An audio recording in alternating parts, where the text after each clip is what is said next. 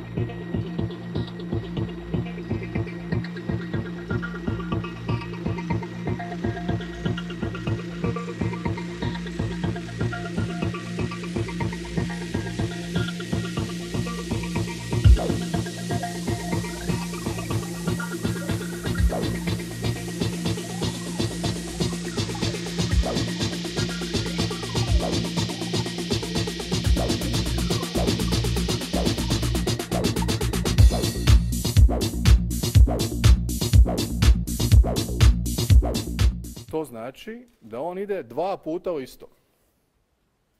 Ne može se biti 2 puta i 2 puta. Your business is important to us. That's why we treat you like shit.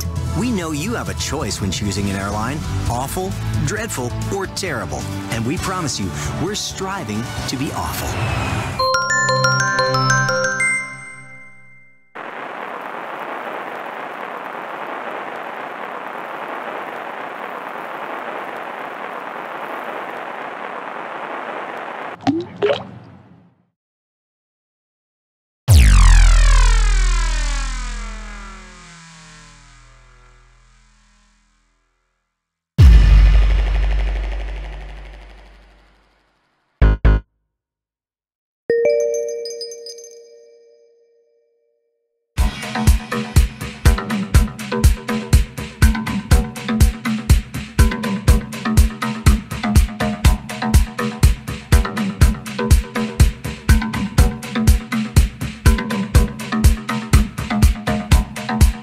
I let my teenager listen to rock music because that's all he'll listen to. Let me tell you, so the lyrics to real rock music is nothing more than satanic cyanide. Znači evo zadnjih mjesec dana već traje akcija Gradimo kuću za potresene, humanitarna akcija u pitanju u kojoj je cilj sagraditi jednu montažnu drvenu kuću za jednu obitelj sa potresom stradalih područja u Sisačko-moslavačkoj županiji. Kuću smo bazično zapravo dovršili, potrebno nam je unutarnje uređenje i sam transport kuće na potresena područja. U tom smislu fali financija, zato smo danas tu na Poljani, glavnom gradskom trgu Šibenika, da promoviramo humanitarnu akciju Gradimo kuću za potresene, da upoznamo javnost u biti sa humanitarnom akcijom.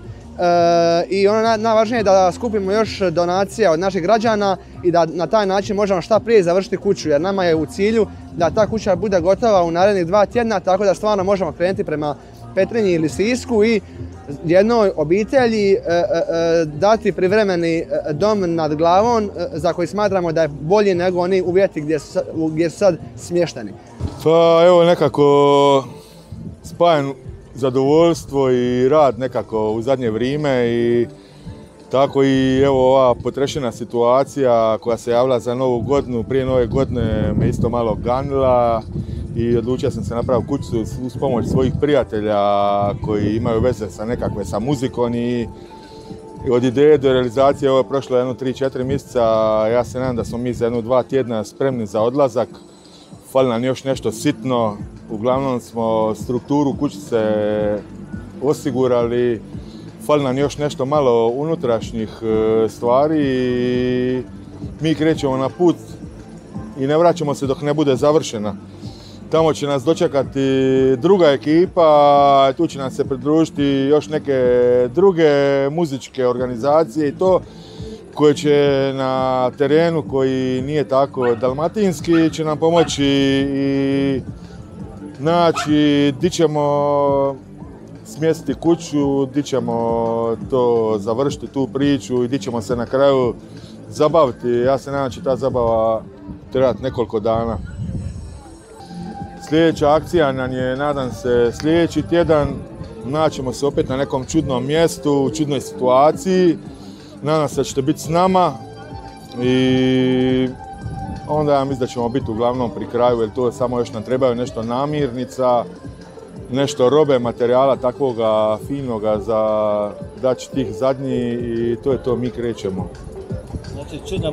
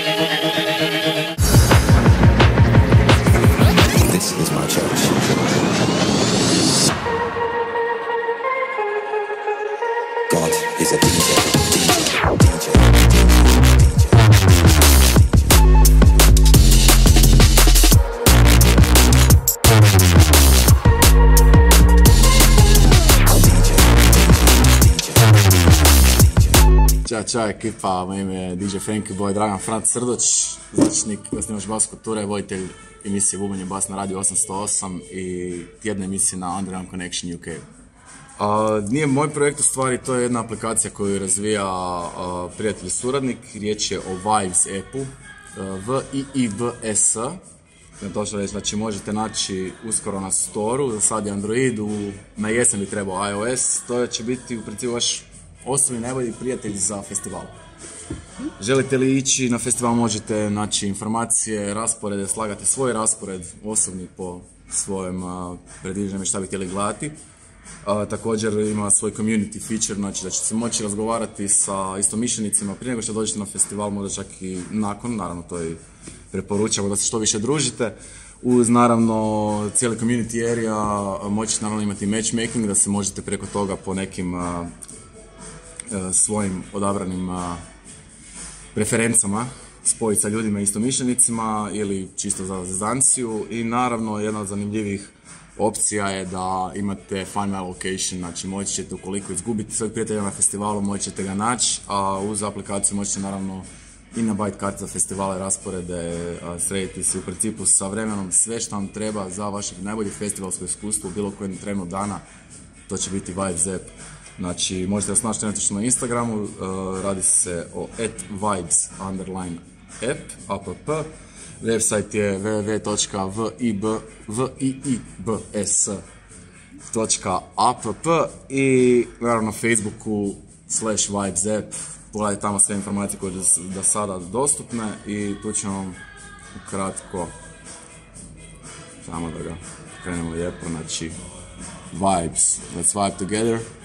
Svi festivali su nam tu, označili smo koje nas interesiraju, imamo prijatelje ili community, naravno ovo je sva proizvoljno i naravno vaš feeling, slika, možete editirati ime, prezime, matchmaking, odaberete tegove, festivale koje idete, fest, interested, going i naravno share location. Kada to palimo jezivo, točno je di smo, isprobali smo, radi sve i naravno vaše notifikacije ukoliko vas neko traži ili treba.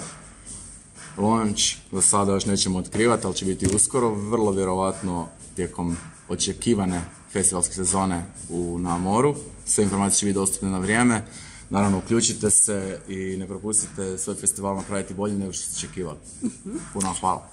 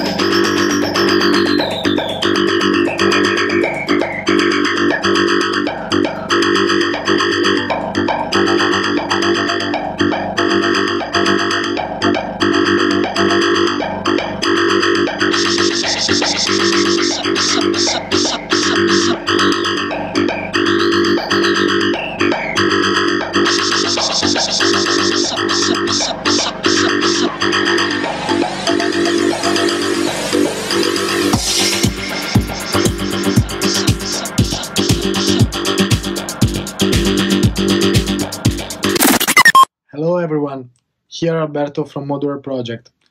This is our mix for Permanent Vacation and you are watching to Sporky Disco. Bye!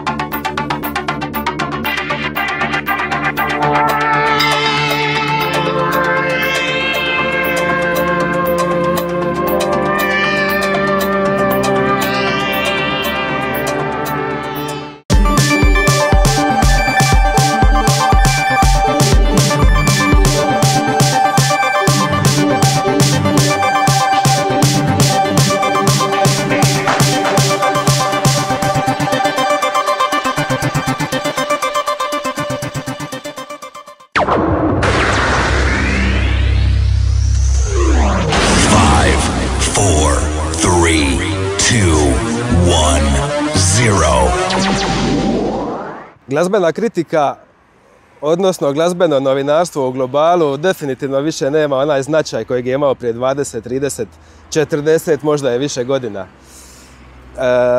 Razloga je mnogo, nećemo sad dolaziti u posebno nijedan od njih. Uostalom, ni sama muzika više ne pokreće mase na način na koji je nekad to radila. Što se tiče rock scene, zadnja velika scena se dogodila u Seattlu. Zadnji veliki gitaristički heroj je Slash, od toga svega ima 30 godina. Znači, očito je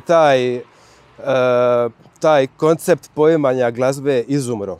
Portal je u početku ambiciozno nazvan magazinom pop kulture jer smo imali u planu uz glazbu kao nekakav core biznis pratiti strip, književnost, film, televiziju i tako dalje.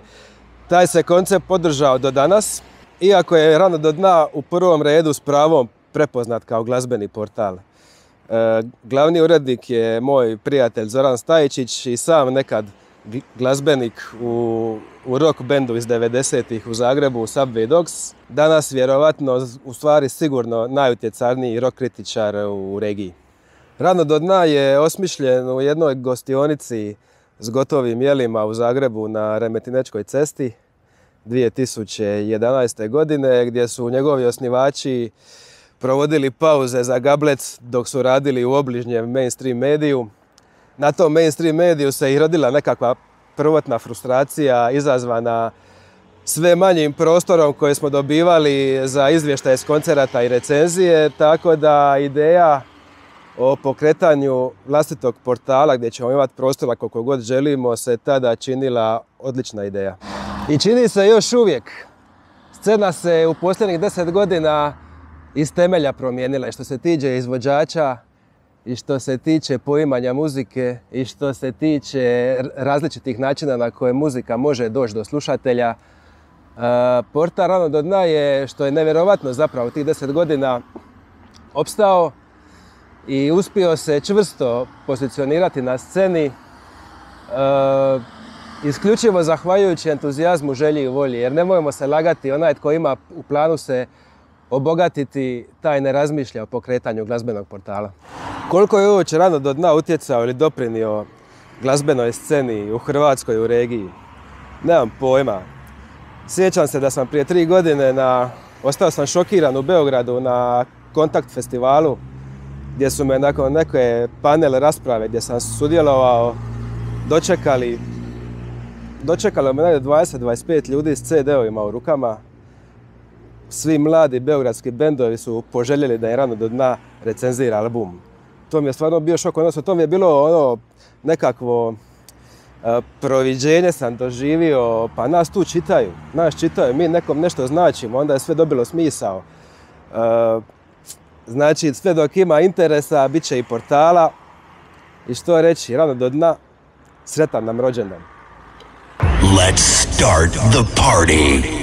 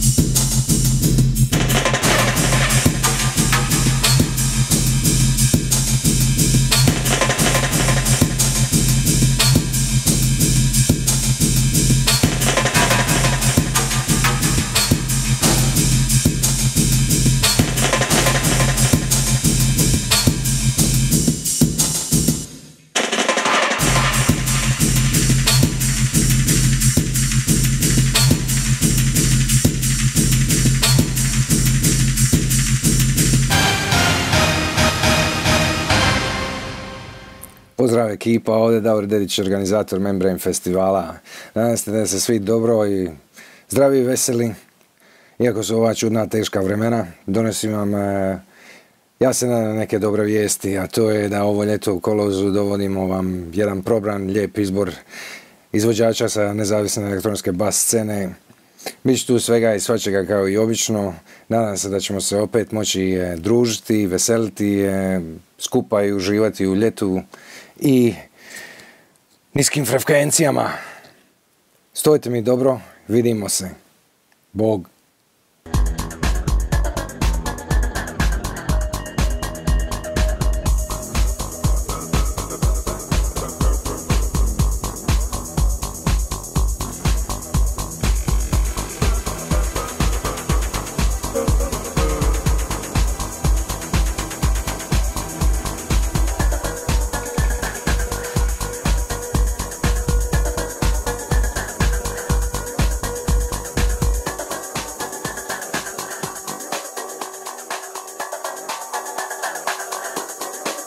Imamo znači munjaru, to je salata od mikrogrinsa, od izdanaka. Imamo bosiljak, imamo ovaj ljubičasti, šareni.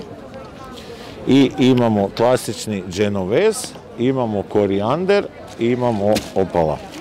Imamo komorač i imamo peršin, to je od začinskog. Evo danas smo prvi put izašli sa sadnicama. Ovo je jedan malo drugačiji pristup sadnicama, jer ono da su već spremne za uzgoj. Da su spremne za uzgoj na balkon, evo već tu krastavac ima, mali se izrodio. Evo stigli su nam još sadnica, stiglo nam je još malo sadnica. Ovo su tikvice i ovo isto jedan zanimljiv proizvod, to je već mali mini vrt začinskog bilja. To je isto danas premijerno na tržnici i tako.